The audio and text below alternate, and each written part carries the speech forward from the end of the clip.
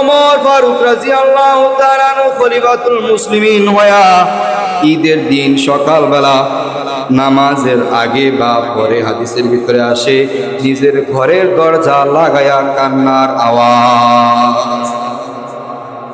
হযরত খলিফাতুল মুসলিমিন ওমর ফারুক রাদিয়াল্লাহু তাআলা আনহু ঈদের দিন সকালবেলা নিজের ঘরের দরজা লাগায়া কান্নার আওয়াজ, কান্না করেন। তার যে শাগরেদ ছিল হযরত আবু হুরায়রা রাদিয়াল্লাহু তাআলা আনহু, আবু হুরায়রা খুঁজতে হযরত ওমর ফারুক রাদিয়াল্লাহু তাআলা আনহু বাড়িতে চলে গেল। ওমর ফারুকের বাড়িতে যাওয়ার পর দরজা লাগানো, কিন্তু ভিতর থেকে কান্নার আওয়াজ।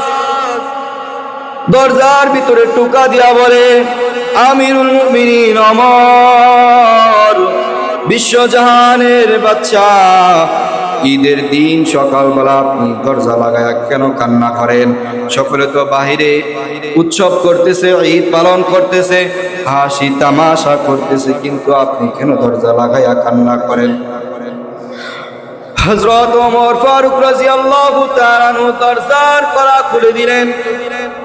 দরজার কড়া খুলে দিয়া হযরত ওমর ফারুক রাদিয়াল্লাহু তাআলা আনহু হযরত আবু হুরায়রাকে ডাক দিয়া বলে, ও হুরায়রা, ওই ব্যক্তিরা উৎসব করে, হয়তোবা ওই ব্যক্তিরা জেনে ফেলেছে আল্লাহর নবী সাল্লাল্লাহু আলাইহি ওয়াসাল্লামের মিম্বারে বসা অবস্থায় হযরত জিবরাইল আলাইহিস সালাতু ওয়াস সালাম তিনটা বাণী বলে গেছেন, আর আল্লাহর নবী সাল্লাল্লাহু আলাইহি ওয়াসাল্লাম আমিন বলেছেন।